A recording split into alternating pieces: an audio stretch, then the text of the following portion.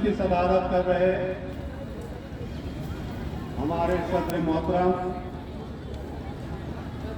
जमीयत उलमा हिंद के सदर बांका जिला मोहम्मद इकबाल साहब, हमारे बीच रौनक स्टेज हैं इमारत सरिया के नाइब नाजिम मौलाना सुहेल अख्तर कासमी साहब, तमाम उलमाए किराम, दानिशवरान, मीडिया कर्मी,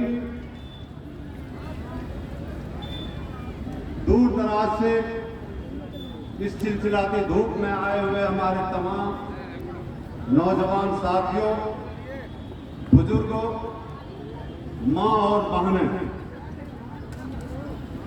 मैं ज्यादा समय नहीं लेते हुए दो तीन बातों को रखना चाहता हूं आपके सामने में।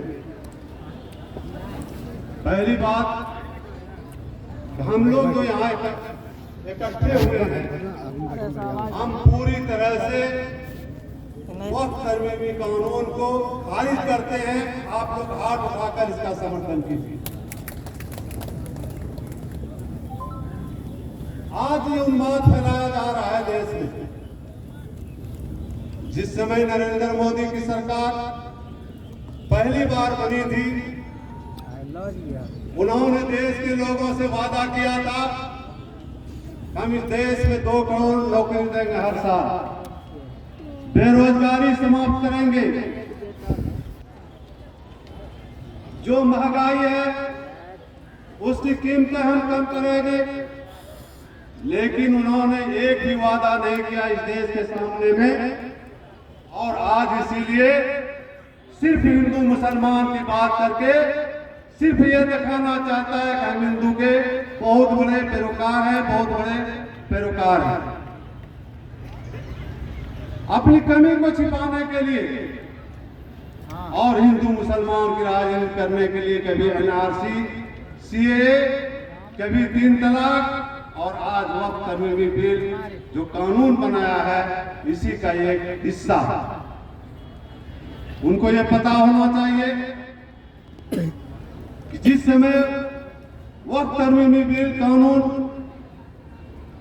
राज्यसभा और लोकसभा में पास हो रहा था, सिर्फ 26 मुसलमान सांसद थे और 224 वोट मिला था इसके खिलाफ में।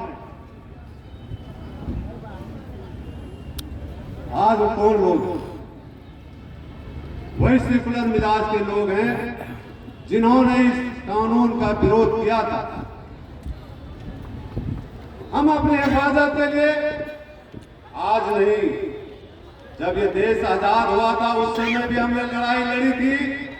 और आप इंडिया गेट पे चले जाइए, मुसलमानों की शहादत एक लंबी फेहरिस्त है वहां पर, और हम समझते हैं 62% मुसलमान जरूर उसमें नाम है। हमने सब दिन शहादत किया इस देश के लिए, और आज भी अपने हक के लिए हम शहादत देने के लिए तैयार हैं। हम किसी मामला में पीछे नहीं हटेंगे। हम संविधान को बचाने के लिए अपनी जान की कुर्बानियां देनी पड़ेगी तो हम देने के लिए तैयार हैं।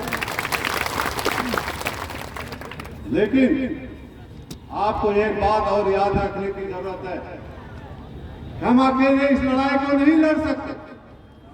हमें यह लंबी लड़ाई लड़नी पड़ेगी इन गद्दारों के खिलाफ में। इसके लिए हमें जो सेकुलर मिजाज के लोग हैं, जो सेकुलर मिजाज के हिंदू भाई हैं, उनको भी अपने साथ बोलबंद करने की जरूरत है। ये हमारी जरूरत है आज। इसलिए हम कोई ऐसी बात, कोई ऐसा काम नहीं करें जो उन लोगों को भी हमारे चाल चलन से, रहन सहन से तकलीफ हो, बल्कि हम समाज में जाकर वैसे लोगों से मिलजुल कर इस मिशन को आगे बढ़ाने का काम करेंगे। इन्हीं शब्दों के साथ मैं अपनी बात को खत्म करता हूँ। जय हिंद, जय भारत, जय संविधान।